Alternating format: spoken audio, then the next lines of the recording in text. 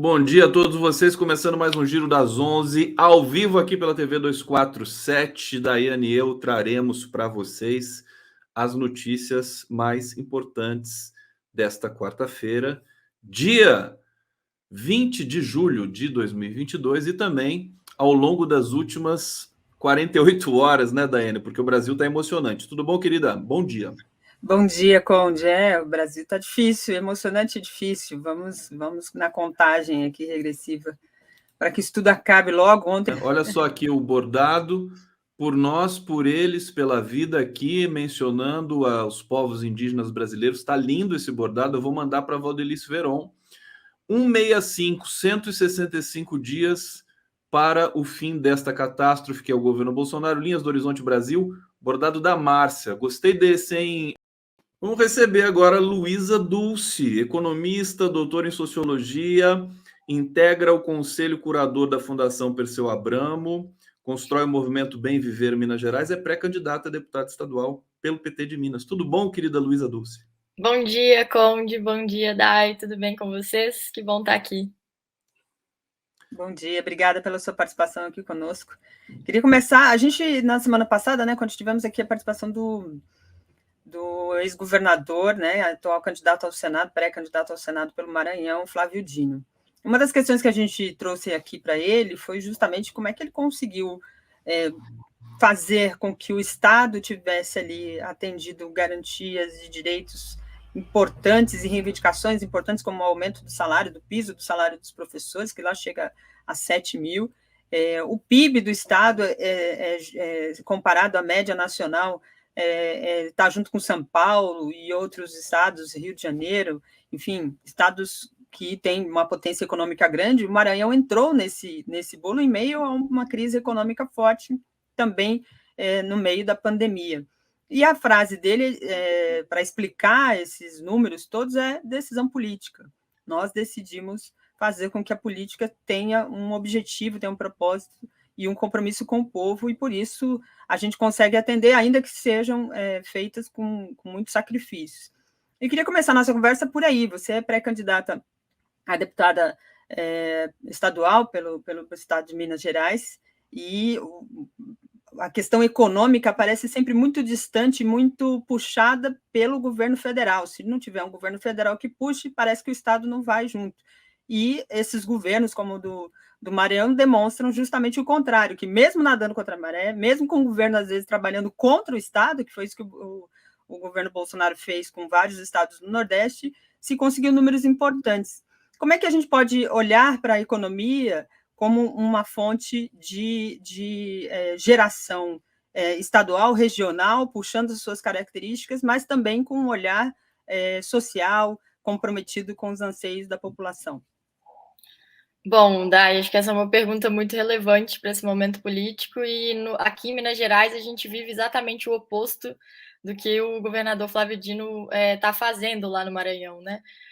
A gente vê exatamente como que o governador, enfim, como que o governo do estado pode tomar medidas que prejudicam e muito a economia do estado e da vida das pessoas, né? Então aqui a gente tem questões que são muito presentes, como é o debate da mineração, e tudo que o governo do estado tem feito, não para pensar um outro modelo de mineração, não para caminhar para a diversificação econômica de Minas Gerais, mas para abrir mais espaço para esse tipo de mineração que, enfim, não deixa nada, né, para o estado, deixa muito pouco para as pessoas, também dinamiza pouco o mercado de trabalho.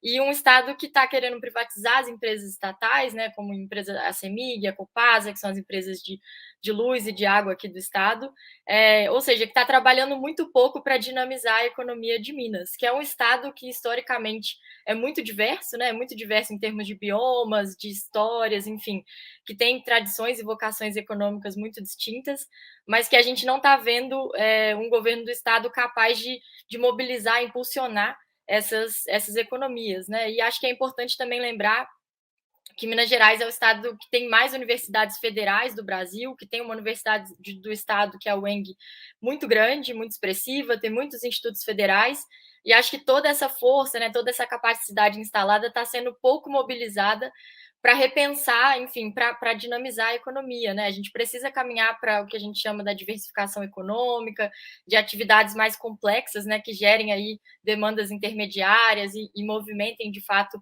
a economia e o mercado de trabalho, e é tudo que a gente não está vendo, né? Então, acho que a gente precisa se inspirar em processos como é o Consórcio do Nordeste, como que está acontecendo no Maranhão, outras experiências de ver um Estado mesmo, né, forte, mobilizando, enfim, trabalhando, inclusive, com o setor privado que está comprometido com os interesses, né, do bem público, dos bens comuns, para melhorar a vida das pessoas, porque a situação aqui em Belo Horizonte, que é a cidade onde eu vivo, no estado, eu tenho rodado muito nesse processo de pré-campanha, e a miséria e a pobreza está muito grande em Minas Gerais, né? É muito triste ver isso. É um estado que tem uma tradição, enfim, que pode, né, que pode ser muito mais do que está se mostrando hoje. Tá aí Luísa Dulce aqui no Giro das 11. Deixa eu trazer mais comentários aqui para a gente seguir no nosso Giro. Raimundo Oliveira colaborando com a gente. Neidia Albuquerque, o capiroto quer o caos, quer encontrar espaço para dar o golpe fuleiro. Quero eleições democráticas para ver o amor vencer.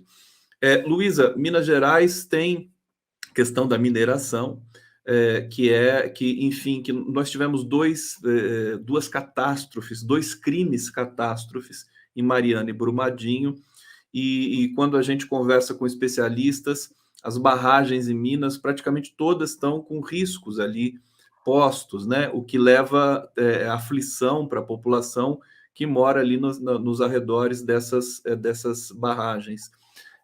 Como é que é o seu balanço, a sua visão sobre esse problema que aflige Minas Gerais e seu estado?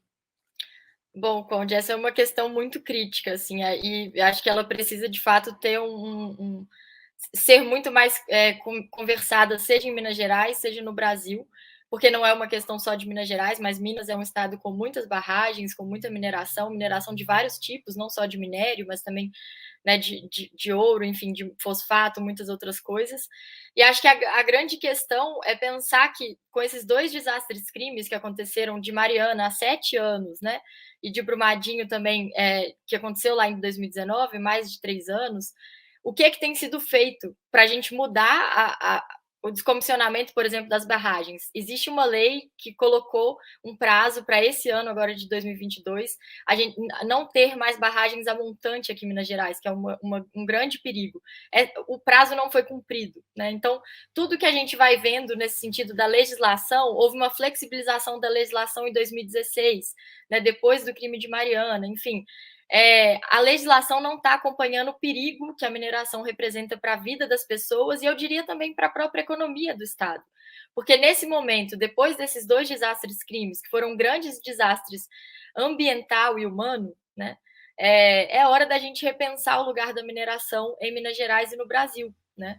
Para que a gente precisa desse modelo de mineração, o que ele tem deixado para o Estado e como que a gente pode garantir, não uma mineração sustentável, porque acho que isso não dá para acreditar, mas uma mineração responsável. Né? Qual a relação que nós temos com essas empresas mineradoras, o que elas deixam para os municípios, como a gente consegue pensar um futuro, que é um futuro que está logo ali, né? Depois que acabar os minérios, por exemplo, e depois que a gente decidir também não minerar em algumas áreas.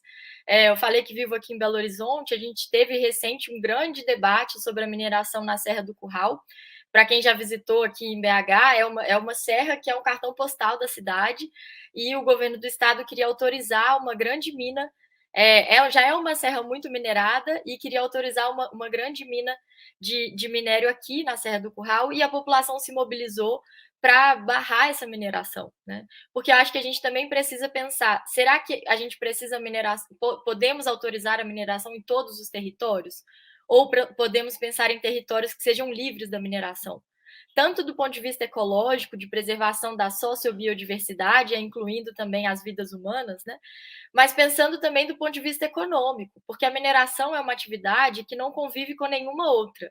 Inclusive, a mineração, da forma como ela existe hoje, ela faz uma coisa que é quase impossível na teoria econômica, que é uma atividade produtiva que destrói valor, né?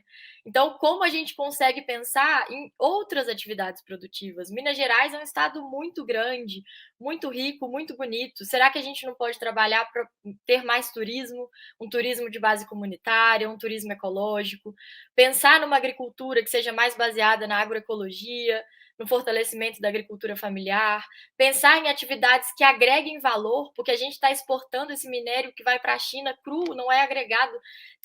Temos minas aqui na região ali do Triângulo Mineiro de extração de fosfato para a produção de fertilizantes.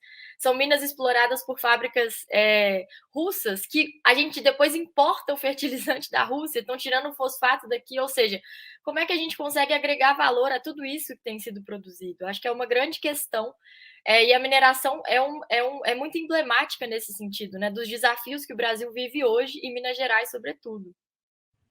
Perfeito. Luísa, tem um assunto que está recorrente também aqui nas nossas pautas, justamente por conta das enchentes que vários estados enfrentam. Minas também é um estado que tem sofrido bastante com isso. Queria que você falasse um pouco dessa situação, porque agora, por exemplo, nós estamos vivendo um momento de aquecimento global. Há uma discussão, justamente porque na Europa temperaturas super altas, nos Estados Unidos a mesma coisa. Biden, presidente americano, cogitando declarar emergência climática. Então, isso faz parte da ordem do dia, não é mais um assunto para prever, tentar criar previsões para o futuro, enfrentar os desafios do futuro. É uma condição do hoje, do agora. Mas ainda as pautas relacionadas às gestões públicas sobre esse assunto parecem muito distantes disso, parece que é uma coisa de ambientalista utópico, né? Tenta se colocar muito disso até pela política federal. Como é que os estados podem se organizar melhor no enfrentamento dessas questões, principalmente do bem água, que nessas enchentes parece que a gente tem abundância, mas é uma água não potável, é justamente resultado de um crescimento desordenado e não fazendo a combinação sustentável deste crescimento, né? Sim, essa é uma excelente pergunta. A questão das enchentes, um problema muito grave é que as enchentes estão sempre sendo tratadas de forma emergencial, e para resolver aquele problema daquelas famílias que perderam suas casas e limpar aquele território que ficou sujo por causa da lama. E aí, no caso que a gente viveu aqui na região metropolitana de Belo Horizonte, foi a lama do rio, né, que foi contaminado pela mineração, enfim, que já era poluído antes e que se tornou ainda mais poluído por conta do crime, né, aqui de Brumadinho. Então, a grande questão, eu acho que é a gente rever tudo isso, né? Rever a nossa forma de uso e ocupação do solo, rever como que as cidades são construídas e a relação do campo com a cidade, porque são municípios também, boa parte das áreas que foram afetadas são áreas basicamente rurais ou, né, periféricas ali dos territórios urbanos. A gente precisa, nesse sentido, olhar para as enchentes que ocorrem a cada ano e que vão acontecer em intervalos cada vez menores, ver o que você comentou, Dai, que é a questão que as mudanças climáticas estão na ordem do dia, né? É algo que a gente vai precisar tratar com muita seriedade, porque isso afeta a vida das pessoas, isso mata pessoas, destrói territórios, destrói economias. Então, como a gente pode tornar, por exemplo, as cidades mais permeáveis para a questão da água? Porque não é interromper o curso dos rios, não é tampar os rios que vai fazer uma solução para a questão das enchentes. Talvez a gente precise, ao contrário, de uma cidade que seja mais permeável para fortes chuvas, que seja mais flexível nesse sentido, né?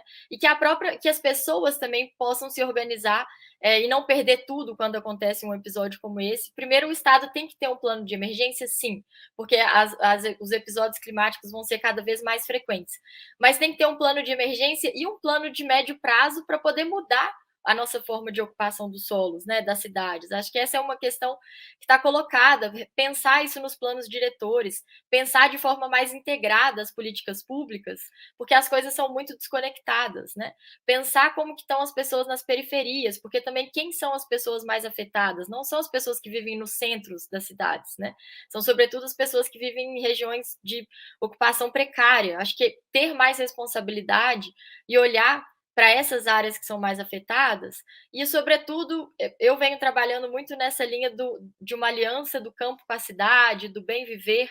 Acho que a gente precisa, de fato, repensar muita coisa em relação ao nosso modelo de desenvolvimento, a formação das nossas cidades, né, a concentração do capital, a concentração fundiária, né, são muitos elementos que estão aí sendo todo dia jogados na nossa cara e que a gente insiste em não ver, né, ou ignorar, porque são pessoas descartáveis, porque são territórios descartáveis, os mais afetados por todos esses processos.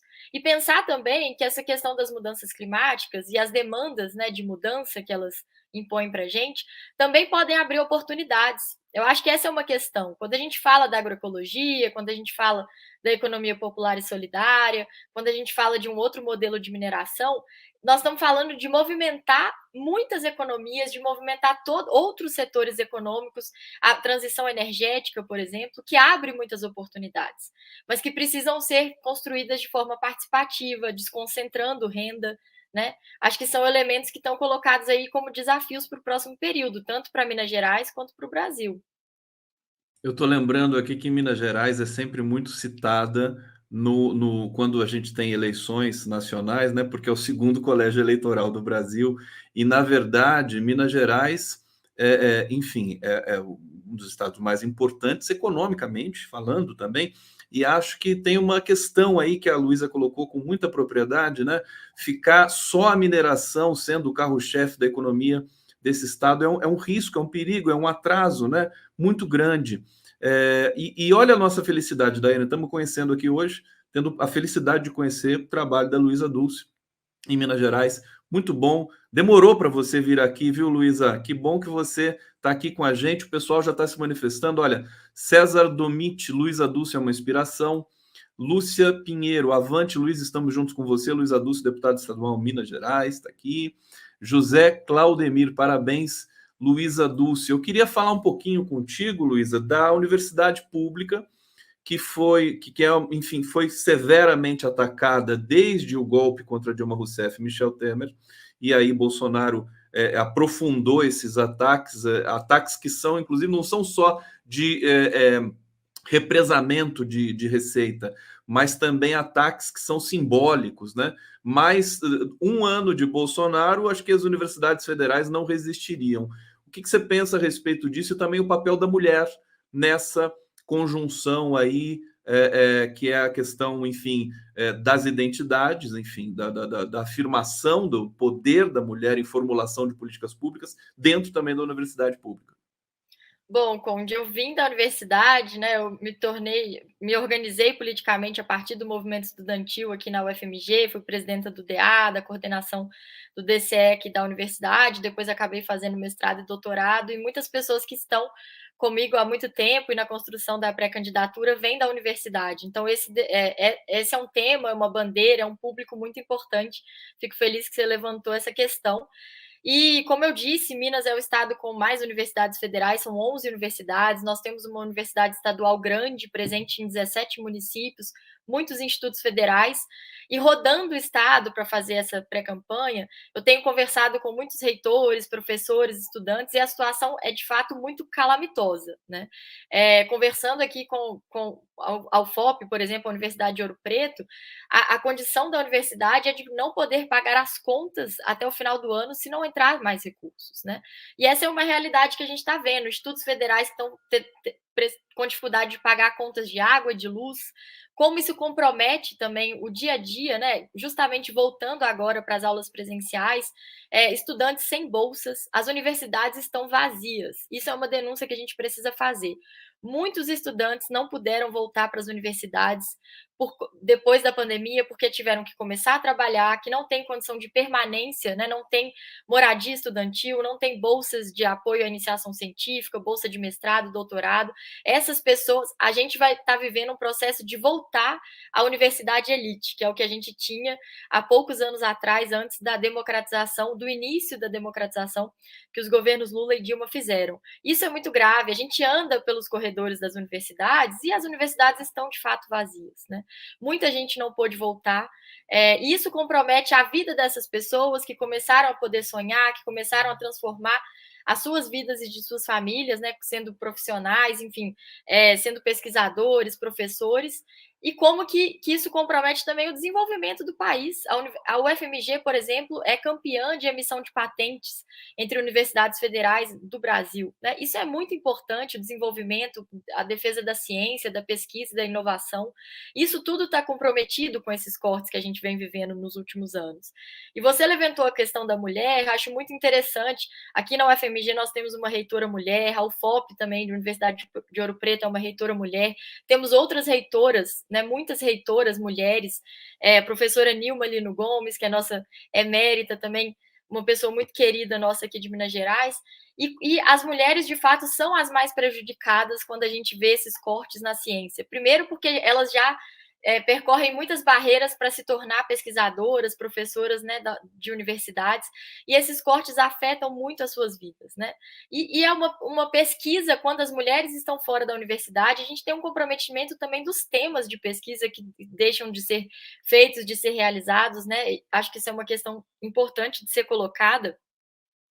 E queria levantar o fato, eu venho da economia, transitei pela sociologia, sou das ciências sociais, acho, né, qualquer pessoa que é da área pode ver que nos últimos anos a grande vanguarda científica nas áreas das ciências sociais hoje no Brasil são de mulheres, boa parte delas são mulheres negras, que puderam se tornar professoras a partir dessas políticas de inclusão, políticas de cotas, e isso tudo está sendo revertido com os cortes nas universidades, ou seja, é muito maior do que simplesmente o que representa o corte, o desdobramento desses cortes orçamentários, da falta de investimento na ciência, é algo que compromete muitas coisas materiais e subjetivas também do Brasil, de uma caminhada que a gente vinha traçando e que está sendo interrompida, né, gravemente interrompida. Tá aí, Luísa Dulce, aqui no Giro das 11, encantando a todos, todos e todes. Eu quero agradecer demais sua presença aqui, Luísa. Obrigado. Vamos nos encontrar mais vezes aqui, porque os seus esclarecimentos são preciosos, inclusive para a gente conhecer melhor o que é o Estado de Minas Gerais. A gente vai receber aqui outro grande quadro de Minas Gerais, que é o Rogério Corrêa, já está aqui na espera, e a gente vai conversar com ele. Enfim, torcendo aqui para em breve a gente se encontrar mais uma vez. Muito obrigado. Muito obrigada, Conde, Dai, fico sempre à disposição. Um abraço para todos do 247. Valeu, gente.